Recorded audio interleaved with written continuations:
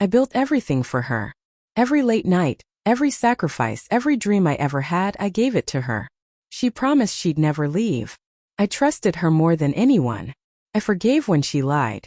I defended her when everyone doubted her. I stayed when she pushed me away. I bent so I wouldn't break her. I believe she felt the same. I was wrong. She walked out without a second thought. She laughed while I begged for honesty. She chose comfort over loyalty. And in that moment I realized I had nothing left to give. And she didn't even notice. My name is Alex.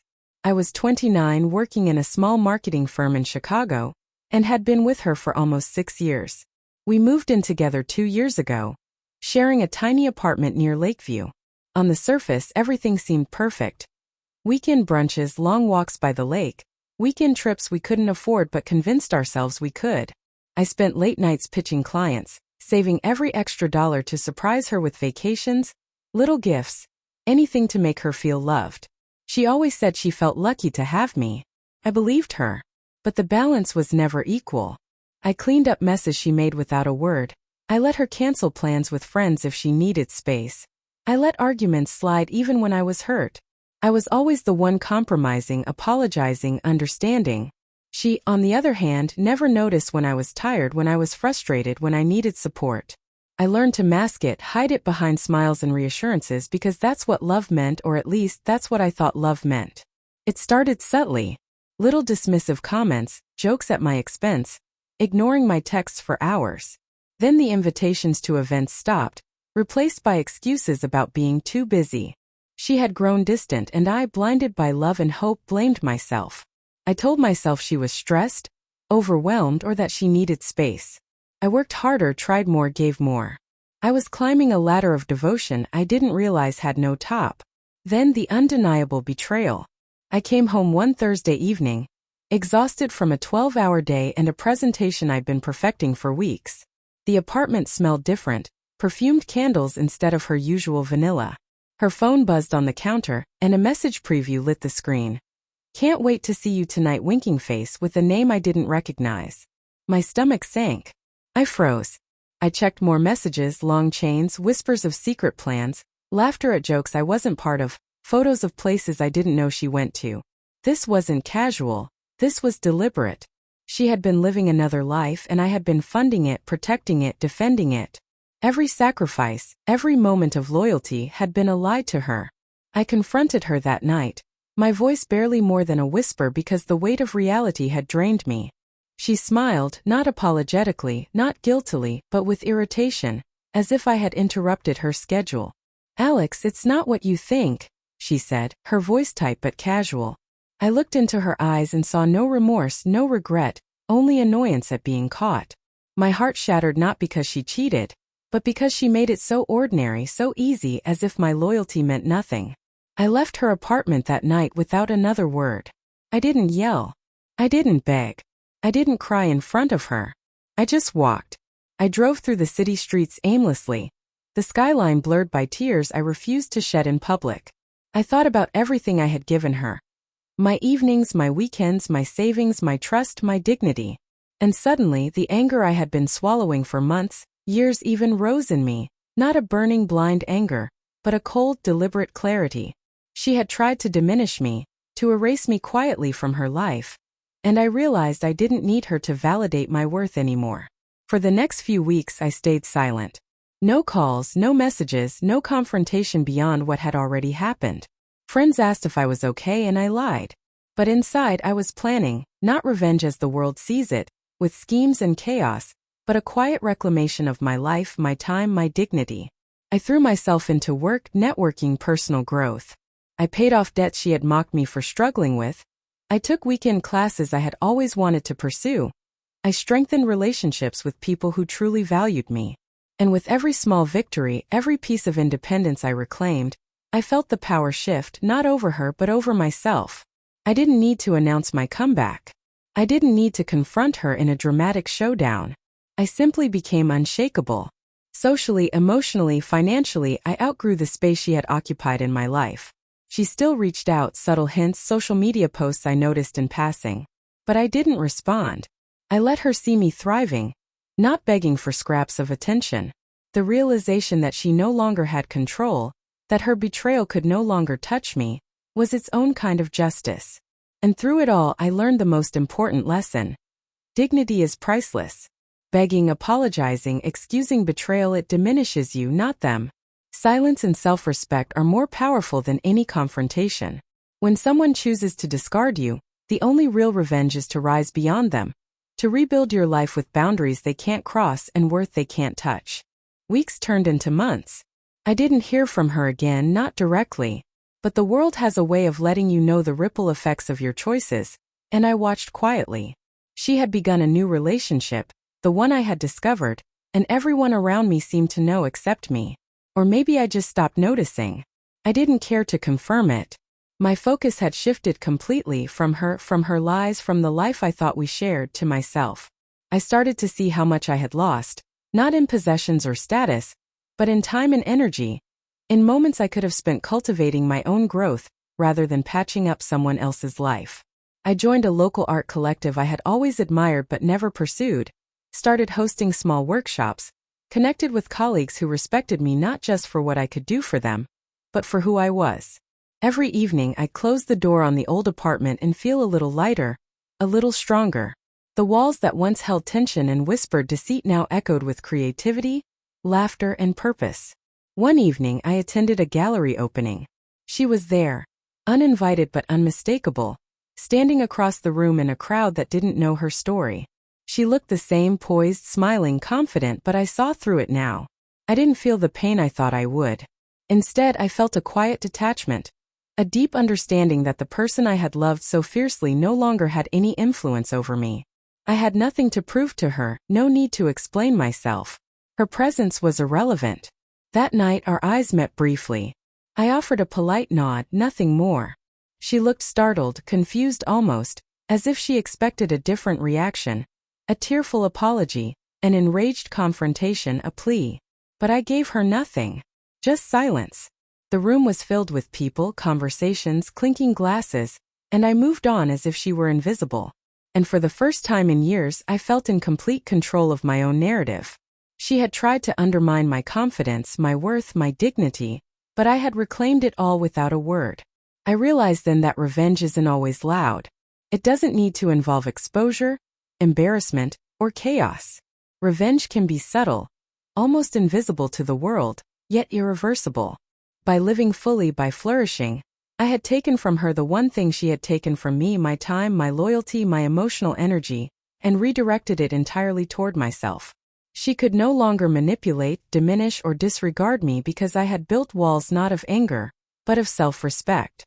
I started reconnecting with friends I had neglected over the years, those who had watched me give and give without recognition. They were amazed, not just by my professional successes, but by the calm, almost serene confidence I carried. I no longer sought approval from anyone who had previously caused me harm. Invitations came from new circles, opportunities from places I had only dreamed of, and each success, each laugh, each simple quiet moment reinforced the knowledge that I was no longer a character in her story. I was the author of my own. She tried in small ways to re-enter my life. Mutual friends mentioned her name in passing. Texts appeared from accounts I hadn't recognized at first. But I ignored everything. I didn't respond, didn't explain, didn't validate. Silence became my shield and my sword. In choosing not to engage, I gave myself power. In refusing to beg, I reclaimed respect. In walking away, I created boundaries she could no longer cross. And each day, I noticed the subtle shift. She had lost access, not violently, not publicly, but entirely. She could no longer reach me, could no longer influence me, could no longer matter. The most profound moment came months later when a mutual friend, someone she trusted, casually mentioned that she had been trying to reach out, but couldn't get the response she wanted. It was almost comical. The realization that my quiet withdrawal had more impact than any argument, any tearful confrontation ever could. She had spent years expecting my loyalty, my patience, my forgiveness, and when I simply removed the availability she relied upon, her power evaporated. The betrayal that had cut so deeply lost its sting because I had refused to fight it on her terms. My terms were simple: dignity first. Respect earned, not demanded. And in this silent reclaiming, I had achieved a quiet, irreversible justice. At the same time, I learned to forgive myself, not for her actions, not for her betrayal, but for allowing myself to give endlessly without boundaries. Forgiveness, I realized, wasn't about her. It was about restoring my own peace, reclaiming my own agency. I allowed myself to feel anger, sadness, and disappointment, but I refused to let those emotions define my life. I reshaped my reality around strength, clarity, and purpose. The person who had walked away with so little accountability suddenly became irrelevant, a shadow in the background of a life I had fully embraced. By the end of that year, I had moved into a new apartment, one I decorated entirely to my taste. I hosted small gatherings, laughed freely, and for the first time in years, woke up without the weight of her presence in my mind. She remained a chapter but not the story. My professional life flourished, my personal life stabilized, and my sense of self-worth reached a level I had never dared to imagine when I was consumed with trying to hold on to someone who didn't value me. Months passed, and with each passing day, the weight of her betrayal grew lighter, not because I had forgotten, but because I had stopped giving it power. She was no longer the center of my universe, no longer the measure of my worth. I learned that letting go isn't passive, it's active. It's the deliberate choice to reclaim your energy, your time, your dignity. One evening, I attended a work conference in downtown Chicago. I had been invited to speak, to share my experience leading a major marketing campaign that had earned our firm national recognition. I walked into the ballroom, greeted by applause, and felt a surge of quiet pride. This was my moment, not to prove anything to her, but to celebrate myself. I noticed her there, standing at the back trying to blend in, her posture stiff, her smile forced. I didn't approach. I didn't make eye contact. And that's when I realized the tables had turned. She could see me thriving, succeeding, moving on, but she had no influence, no access, no control. The ultimate revenge wasn't in confrontation, it wasn't in exposure, it wasn't even in her noticing me. It was in the way my life continued, uninterrupted and full, without her. She had expected to leave me fractured, begging, desperate. Instead, she had been handed a reality she couldn't alter. I was whole, independent, untouchable. Her betrayal, which once had the power to destroy me, became irrelevant. And that irrelevance was its own punishment. Friends and colleagues began to remark on the change, on the calm confidence I carried. They saw a man who had been through heartbreak yet emerged stronger, wiser, and unshakable. I began mentoring younger colleagues, helping them navigate challenges I had once faced blindly. I started volunteering at a local nonprofit, investing time into causes I cared about rather than relationships that drained me. Each act was a reaffirmation of my own value. I no longer gave blindly, I invested wisely. And then came the most profound, quiet moment of all. A mutual friend casually mentioned that she had asked about me, trying to reconnect, perhaps testing if she still had a place in my life. I smiled, but it was a small, private smile. She had lost her chance, not through drama, not through revenge in the conventional sense, but because I had raised a boundary she could not cross. My silence had spoken louder than words ever could. My dignity had become the ultimate consequence.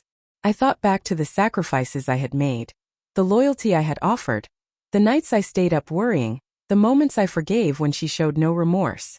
All of it had led me here, not to vengeance fueled by anger, but to mastery over my own life. Revenge, I realized, is most effective when it is quiet, subtle, and irreversible. It doesn't humiliate. It doesn't seek applause. It simply reclaims what was taken and flourishes in its own right. The lesson was clear. Self-respect is non-negotiable. Boundaries are not optional.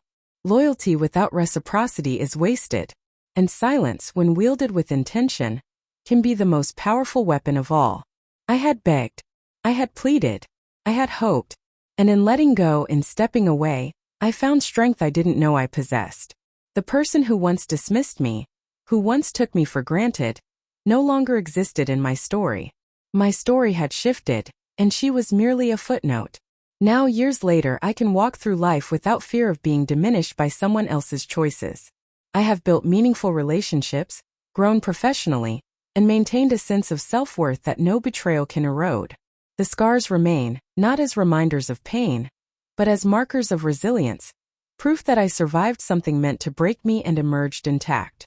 And sometimes when I pass by a familiar street, or hear a familiar laugh, I think of her, not with bitterness but with clarity. I gave her everything and she threw me away. But in the end I didn't lose. My silence became my revenge, my dignity became my shield, and my life became my statement. She may have walked away, but I walked forward. Stronger, wiser, free. The truth is simple. When someone chooses to discard you, the only real power you have is over yourself. Guard your time. Guard your energy. Guard your self-respect. Revenge is not about hurting them. It's about ensuring they no longer have the power to hurt you. And once you achieve that, nothing can touch you.